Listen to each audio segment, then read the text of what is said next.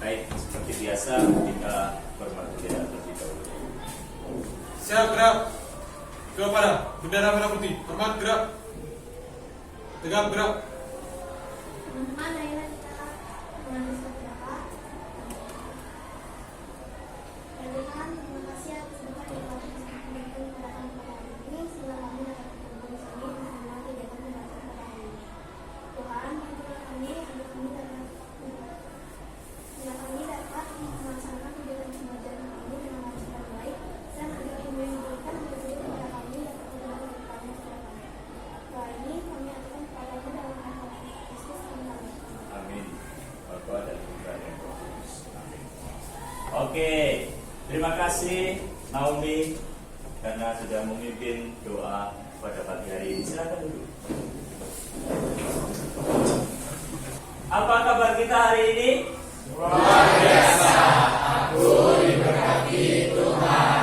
Oke, luar biasa. Bapak lihat kalian semua dalam keadaan yang sehat, walafiat,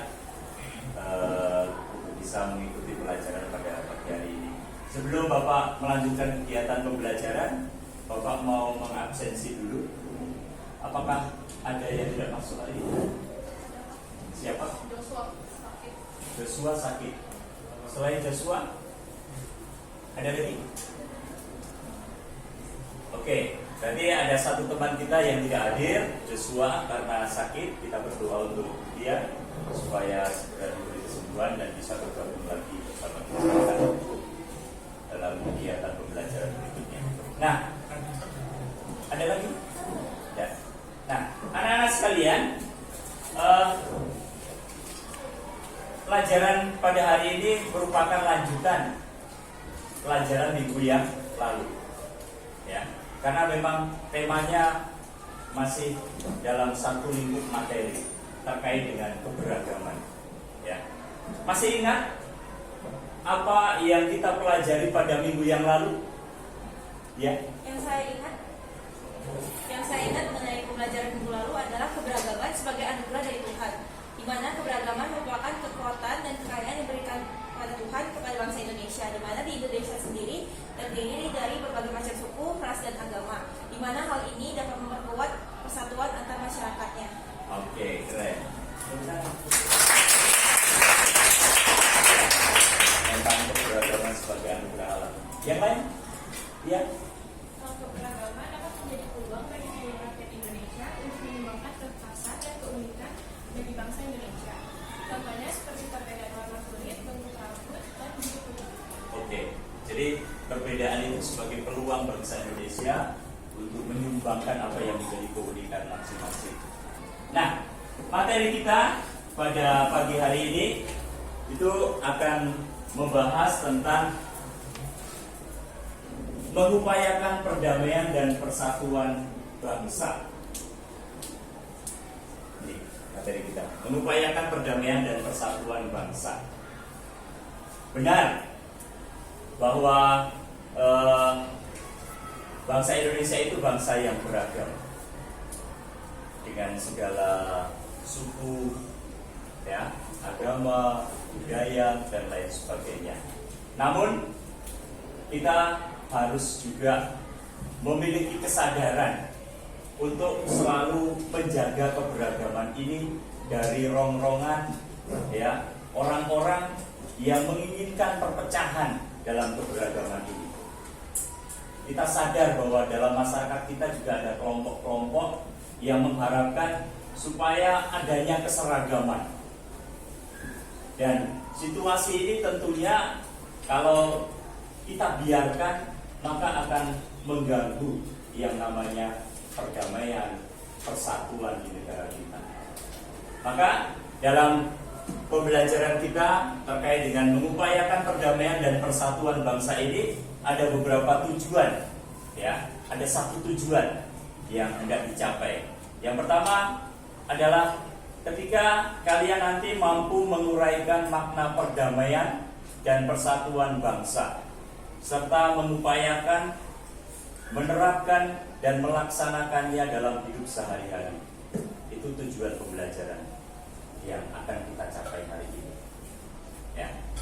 Nah, Tujuan ini akan tercapai ketika kalian yang pertama mampu menjelaskan bagaimana cara mewujudkan perdamaian dan persatuan di Indonesia yang beraneka ragam suku, agama, dan budaya ini. Yang kedua, ketika kalian mampu menganalisis upaya bangsa Indonesia menghadapi berbagai macam konflik yang selama ini terjadi di masyarakat. Yang ketiga, ketika kalian mampu menjelaskan ajaran Yesus terkait dengan, nanti kita akan baca terkait dengan berbahagialah orang yang membawa damai, diambil dari Injil Matius bab 5 ayat 9 dilanjutkan dengan ayat 21 sampai 25, dan bagaimana cara mewujudkannya dalam kehidupan sehari-hari. Dan yang terakhir, ketika kalian mampu menyimpulkan cara mencapai perdamaian dan persatuan menurut ajaran gereja, terutama dalam Gaudium Express artikel 78. Nah, itulah beberapa kriteria untuk tercapainya tujuan pembelajaran kita hari ini. Semoga kita semua ya dapat mengikuti pembelajaran dengan baik. Kita sekali lagi belajar untuk berpikir atau bernalar kritis, ya, menemukan permasalahan-permasalahan yang terjadi dalam masyarakat yang beraneka ragam seperti Indonesia ini, dan menuju pada kira-kira solusi apa yang bisa saya temukan untuk mengatasi permasalahan-permasalahan itu. Dan kita sebagai siswa-siswi juga harusnya bisa atau mampu menunjukkan sikap konkret apa yang harus saya tunjukkan guna mendukung perdamaian dan persatuan di tengah keberagaman bangsa Indonesia ini. Dalam kehidupan kita bersama, ya, sering kita menyaksikan terjadinya konflik dalam masyarakat, baik dalam lingkup kecil maupun dalam lingkup yang besar. Ya. Ada istilah yang sering kita dengar, kalau kalian pernah belajar tentang sosiologi mungkin di kelas 10, ya. Ada yang namanya konflik horizontal. Konflik horizontal itu konflik apa? Konflik yang terjadi antar masyarakat, konflik horizontal. Ya, konflik horizontal itu umumnya disebabkan oleh beberapa faktor. Ada faktor politik, ada faktor ekonomi. Itu juga seringkali menyebabkan konflik horizontal. Ya. Dan ada faktor primordial. Faktor primordial itu kan seperti etnosentrisme, ya, menganggap bahwa budayanya, sukunya, agamanya itu yang lebih baik daripada agama, suku, budaya yang lain. Itu yang seringkali juga terjadi atau yang menyebabkan konflik dalam masyarakat, beberapa faktor. Kemudian ada juga konflik horizontal, konflik vertikal, Ada juga konflik vertikal, konflik yang terjadi antara masyarakat dengan pemerintah, dengan pejabat negara dan lain sebagainya. Ya. Yang mungkin bisa saja disebabkan oleh adanya diskriminasi atau di beberapa daerah kurang teradanya keadilan, pemerataan dalam pembangunan misalnya. Nah, untuk itu Bapak memberikan satu buah gambar. Ya, ini gambar konflik. Apakah kalian pernah mengalami konflik? Dengan siapa? Dan bagaimana caramu menyelesaikan konflik tersebut? Ada yang pernah? Oh, ya.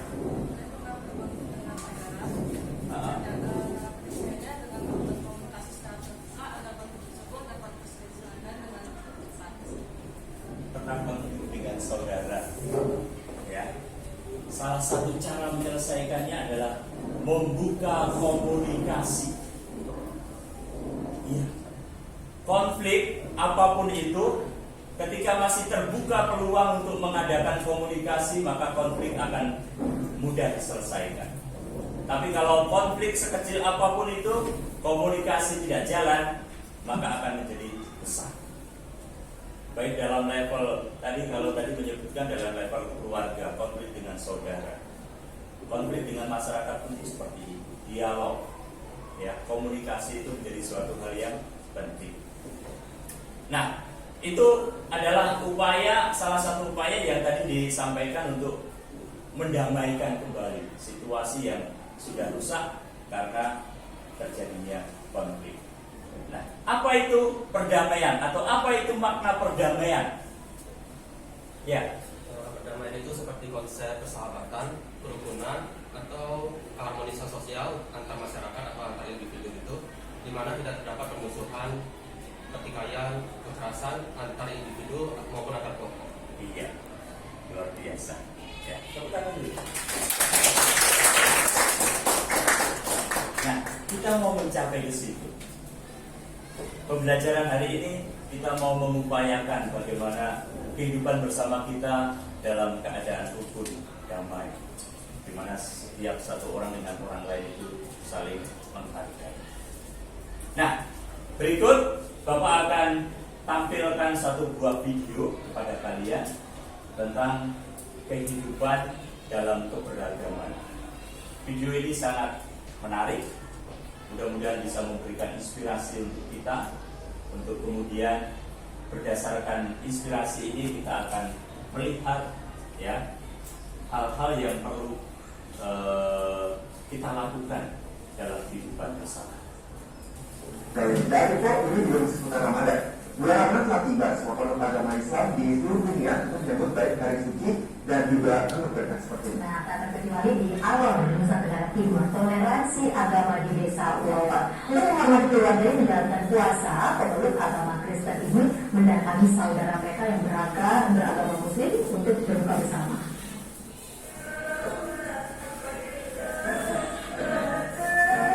Beginilah suasana desa Ulawat Tengah, Alor, Nusa Tenggara Timur. Walaupun tampak sepi di hari pertama puasa, tapi masih ada sebagian warga yang aktivitas seperti mencari kayu bakar di hutan. Di kampung ini sendiri terbilang unik karena hampir deretan rumah-rumah warga yang beragama Kristen dan Islam tinggal membaur. Asli warga di sini aslinya dari satu suku yaitu Abui yang berada di Pegunungan Mataru, yang sempat pindah ke daerah pesisir, sehingga yang kakak memeluk agama Islam dan yang adik tetap memeluk agama Kristen. Hingga keduanya mendirikan rumah ibadah yang masih terpakai dan berkembang hingga saat ini. Sikap toleransi antar warga yang berada di desa ini begitu kental. Ini pun dibuktikan dengan setiap kali datangnya bulan Ramadan.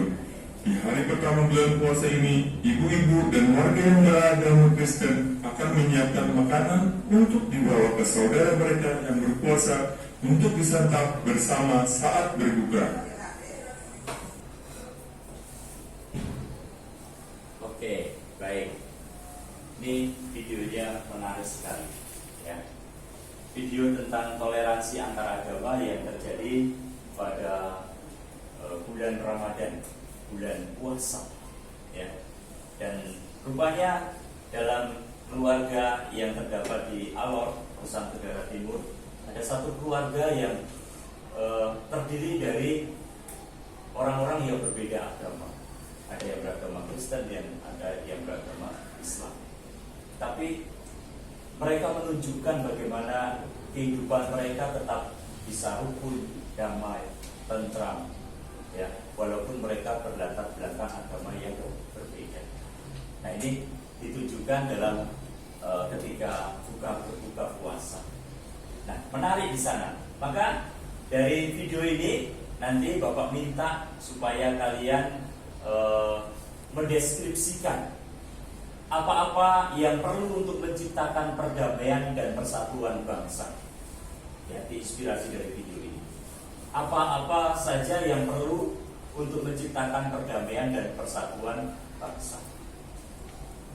Nah, dari sini nanti Bapak minta supaya kalian melihat kembali permasalahan-permasalahan yang mungkin muncul dalam kehidupan bersama, dalam upaya untuk menciptakan perdamaian dan persatuan bangsa ini.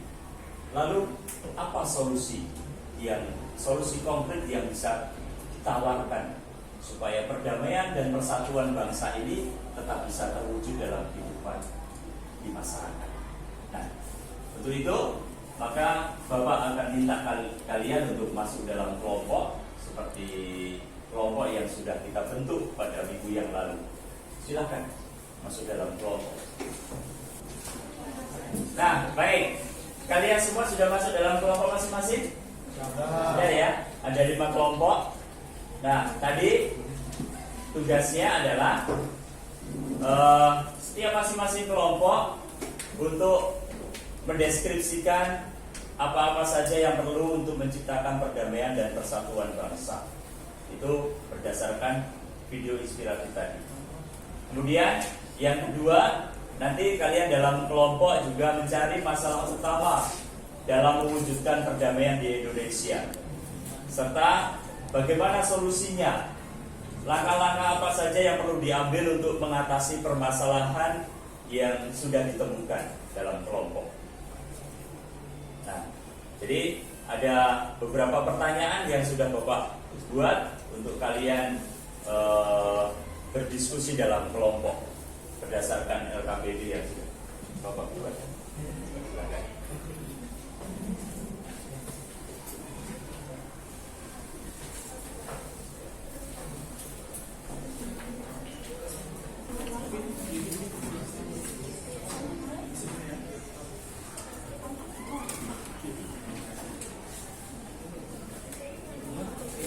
Tidak ada. Ayo silakan.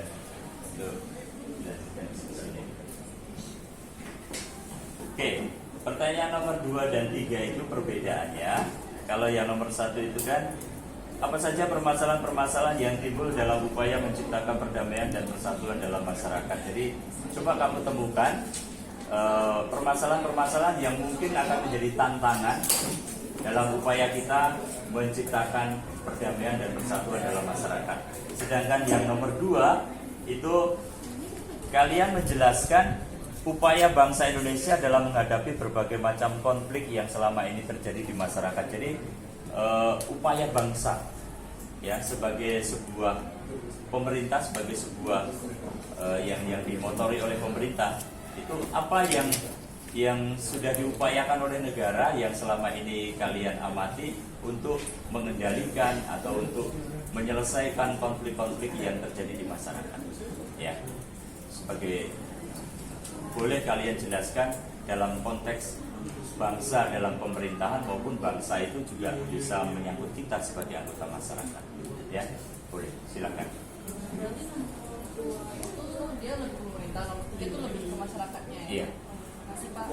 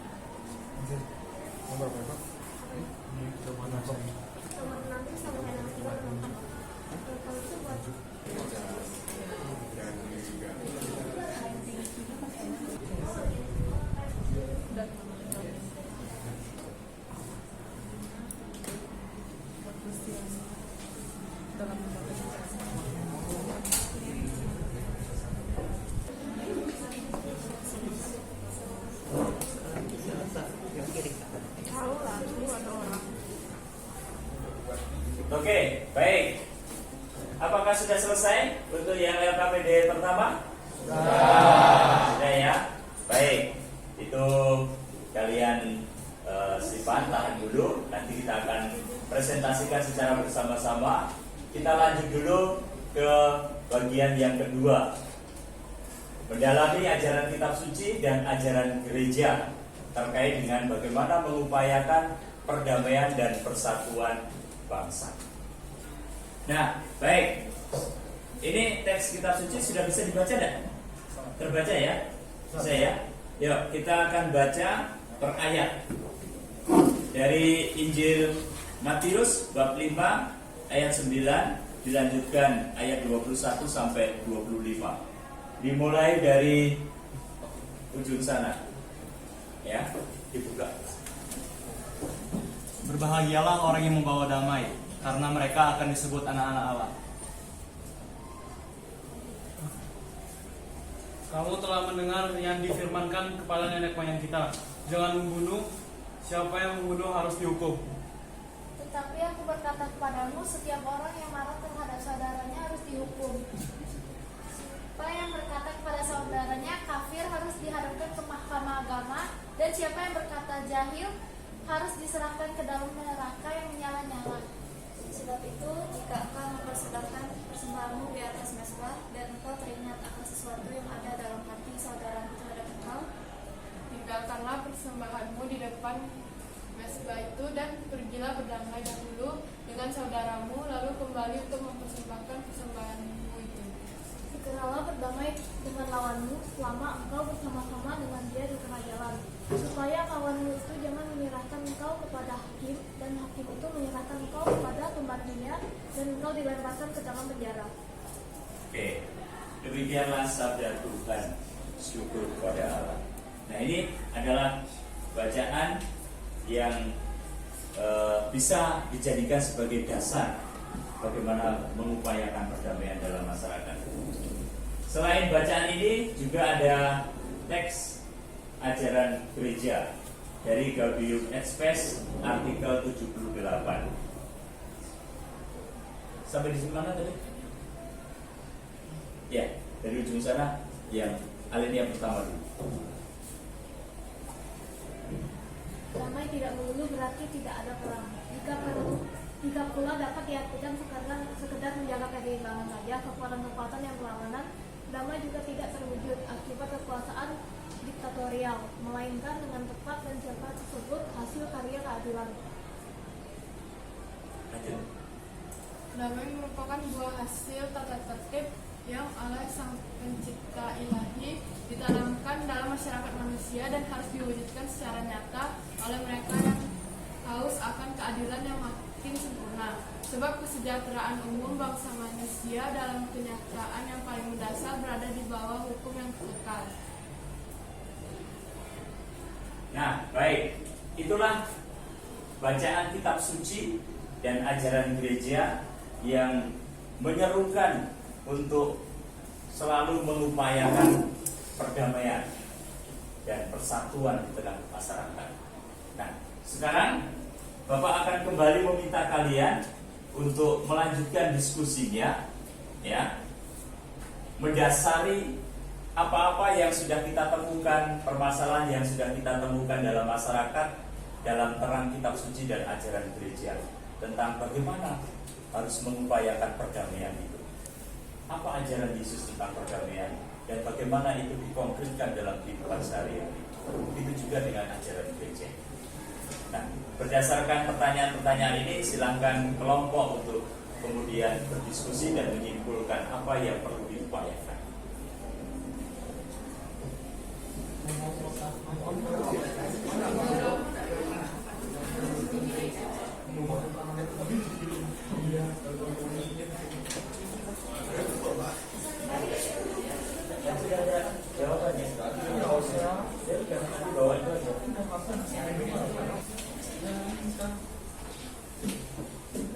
Baik, untuk yang kedua, apakah juga sudah selesai? Sudah ya? Baik, sekarang kita akan memulai untuk mempresentasikan hasil diskusi kelompok kalian masing-masing. Ya, dimulai dari kelompok Caroline yang di belakang. Silakan ke depan. Selamat pagi semuanya. Pagi. Kali ini kami dari kelompok 2 akan mempresentasikan bangsa bernegara dalam perdamaian dan persatuan yang disajikan oleh kelompok dari S1B. Bagian agenda dari pelajaran kita hari ini yaitu aspek perhatian. Di sini kami akan memberikan kalian apa saja aspek yang dibutuhkan dalam membina persatuan dan perdamaian bangsa, kemudian permasalahannya yang menghambat pengungkapan aksi damai yang dirasakan di Indonesia, upaya bangsa dalam sebagai masyarakat multikultural ketika menghadapi konflik dalam dalam menjaga perdamaian di tengah keberagaman agama, suku, ras, dan budaya. Sekian dari presentasi kami. Terima kasih. Oke, baik. Terima kasih. Silakan kembali ke tempat duduk. Baik. Terima kasih untuk kelompok 2 yang sudah mempresentasikan hasil diskusinya. Sekarang kita lanjutkan presentasi dari tadi kelompok 2, kita lanjut ke kelompok 1. Kelompoknya Angelin. Silakan ke depan. Selamat pagi semuanya. Pagi. Kami dari kelompok 1 dari 12 anak muda akan mempresentasikan materi mengenai perdamaian tengah keberagaman nomor 11. Oke, selanjutnya adalah apa saja yang perlu untuk menciptakan perdamaian dan persatuan bangsa. Jadi yang diperlukan itu yaitu sikap toleransi antar warga, sangat diperlukan untuk menciptakan perdamaian dan persatuan bangsa, menciptakan kerukunan antar warga juga. Hal ini dimulai dari saling berinteraksi antar warga, mempertahankan hubungan antar warga yang telah terbentuk sehingga kerukunan antar warga tidak luntur, serta mempertahankan kebiasaan yang dapat membangun sikap toleransi. Kita. Demikian presentasi dari kami. Apakah ada pertanyaan? Saya rasa tidak ada. Terima kasih semuanya. Kita lanjut presentasi untuk kelompok yang berikutnya, kelompok ketiga. Selamat pagi semuanya. Pagi. Hari ini kelompok saya akan presentasikan hasil pembahasan kami mengenai perdamaian di tengah keberagaman. Sebelum itu, Berikutnya bagaimana cara mencapai perdamaian dan persatuan menurut ajaran gereja dalam Geres Art 78. Cara mencapai perdamaian berdasarkan ajaran Gaudium et Spes Art 78, gereja harus berusaha mencari cara untuk membangun perdamaian di Indonesia. Gereja Indonesia dipanggil secara mendesak dan dalam kesatuannya dengan gereja universal untuk mengusahakan perdamaian.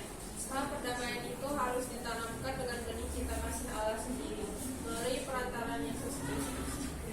Benih cinta kasih ini merupakan rahmat dari Allah, karena itu gereja harus membangun relasi yang baik dengan Allah melalui doa. Gereja Indonesia tidak hanya dituntut untuk berdoa bagi keselamatan dan terciptanya perdamaian bagi rakyat Indonesia pada umumnya, tetapi terlebih khusus bagi mereka yang sedang mengalami ketidakadilan dengan berbagai tindak kekerasan lainnya. Gereja Indonesia juga diharapkan dapat menjalin relasi dan kerjasama dengan berbagai pihak yang sama-sama mengusahakan terciptakannya perdamaian. Biasanya gereja menjalin kerjasama dengan agama-agama lain. sekian pembahasan dari kami. Terima kasih. Terima kasih. Silakan. Baik. Setelah presentasi dari kelompok yang ketiga, kita lanjut kelompok yang terakhir dulu, kelompok 5. Silakan ke depan. Selamat pagi semuanya. Selamat pagi Bapak. Selamat pagi. Kami akan mempresentasikan hasil diskusi kami terkait dengan materi 1 yang baru kami berikan. Lalu kita masuk pada LKPD yang kedua. Untuk pertanyaan yang pertama yaitu jelaskan ajaran Yesus tentang berbahagialah pada orang yang membawa damai dalam Injil Matius 5 ayat 9 dari 21 sampai 25, dan bagaimana cara melaksanakannya dalam hidup sehari-hari. Yesus mengajarkan untuk membawa perdamaian. Dalam perdamaian senantiasa bersifat menyingkirkan penyebab timbulnya permusuhan. Jika memiliki permasalahan dengan orang lain, pilihlah jalan damai, menjadi pembawa damai dengan menjaga sikap, perkataan, dan tindakan. Lalu harus mampu mengupayakan penyelesaian masalah dan memberikan pengampun.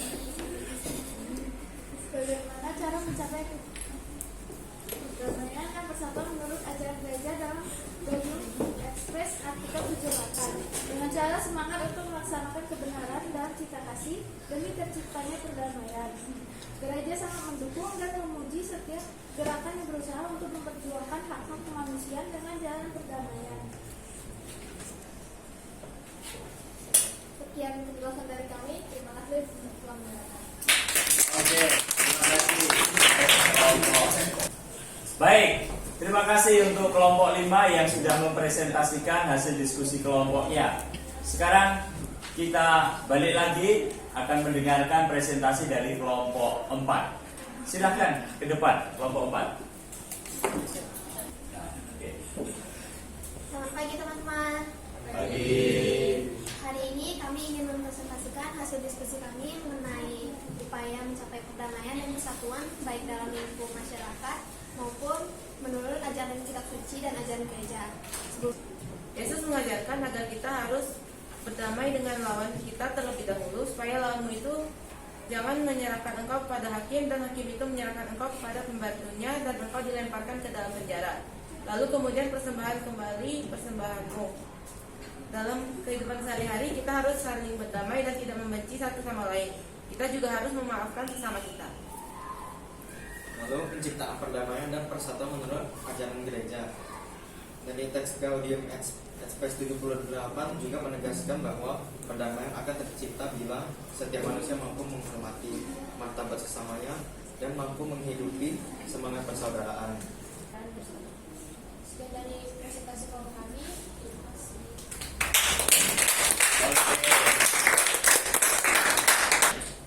Oke, baik. Semua kelompok sudah mempresentasikan hasil diskusi kelompoknya. Tepuk tangan untuk semuanya.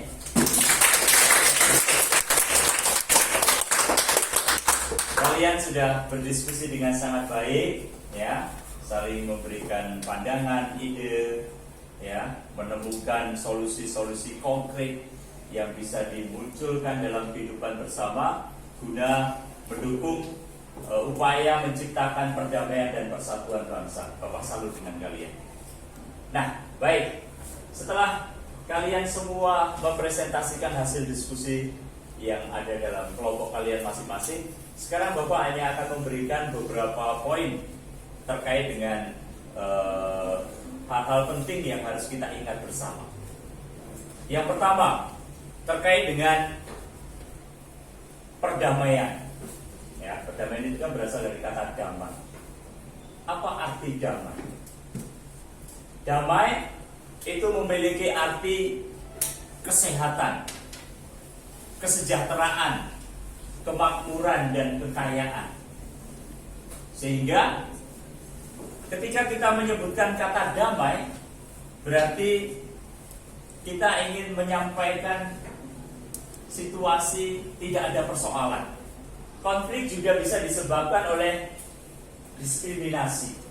Kalau tadi kelompok ada yang mengatakan bahwa toleransi itu menjadi kunci dalam kehidupan bersama. Namun ada sisi lain yang seringkali sulit untuk terciptanya toleransi.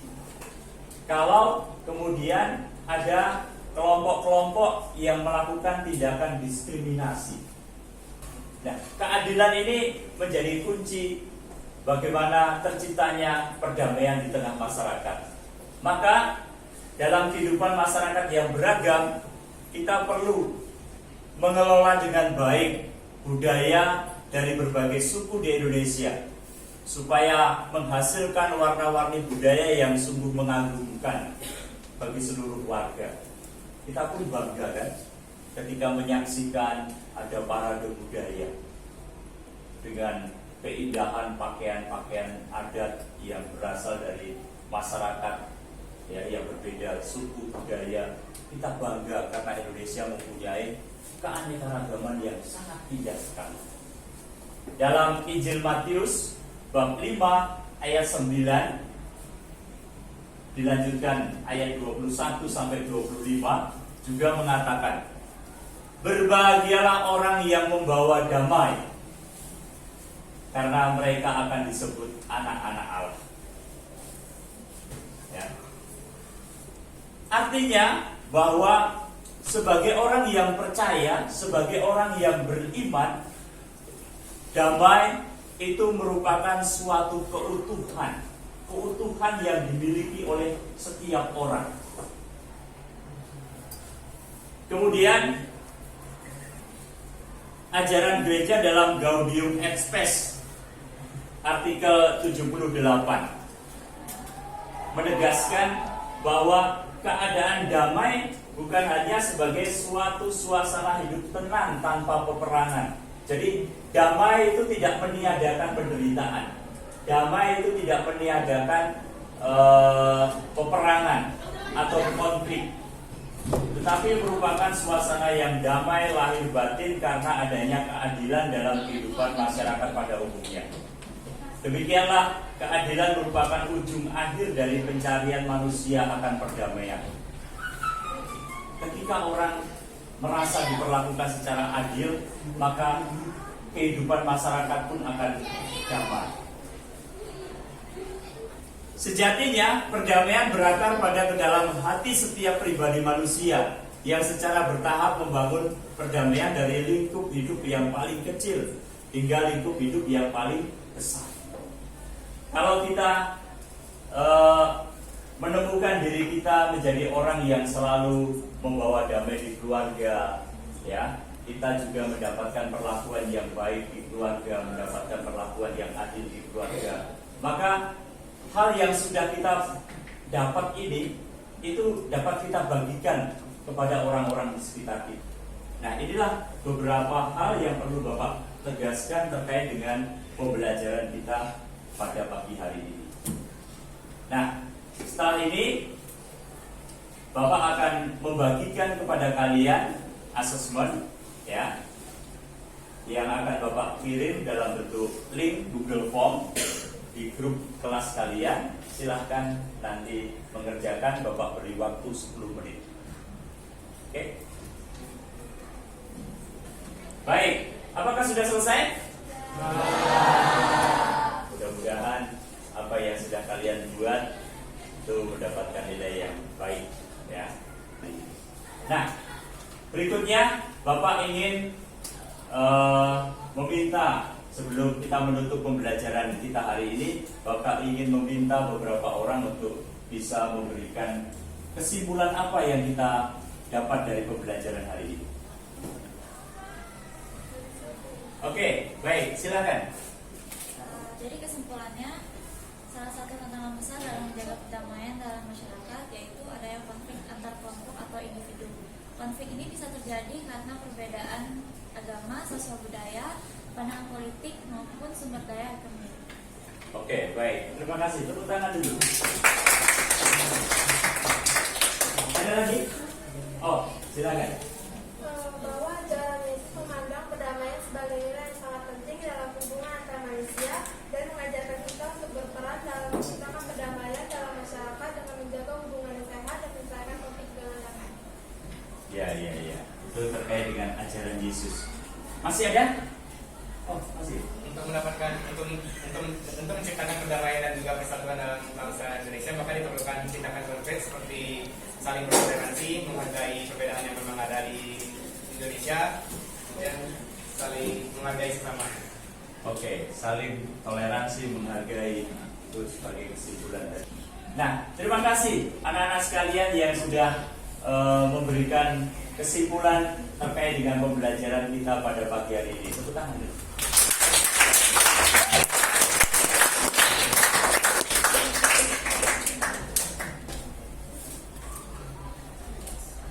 Baik, kalau demikian kita akan tutup pembelajaran kita pada hari ini dengan doa penutup.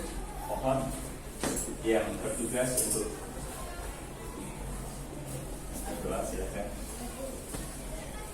Teman-teman, mari kita menghabiskan berdoa. Doa akan saya pikir secara Katolik, bagi teman-teman yang beragama lain silahkan menyesuaikan. Dalam Bapa, Putra, dan Kudus Amin. Bapa yang Maha Pengasih dan Penyayang, terima kasih atas berkat dan perlindungan-Mu pada kami, sehingga pembelajaran pada hari ini dapat berjalan dengan baik dan lancar. Semoga apa yang kami pelajari hari ini dapat berguna bagi masa depan kami dalam menerapkan kebaikan dari kehidupan kami sehari-hari. Berkati juga guru dan orang tua kami yang senantiasa sehat. Terima kasih ya Bapak. Amin. Bapa, Putra, dan Kudus. Oke, terima kasih untuk doanya. Dan anak-anak sekalian, terima kasih juga untuk pagi hari ini sudah mengikuti pembelajaran dengan sangat baik. Semoga apa yang sudah kalian pelajari hari ini dapat bermanfaat untuk hidup kalian. Bapak akan mengakhiri kegiatan pembelajaran hari ini. Terima kasih untuk semuanya.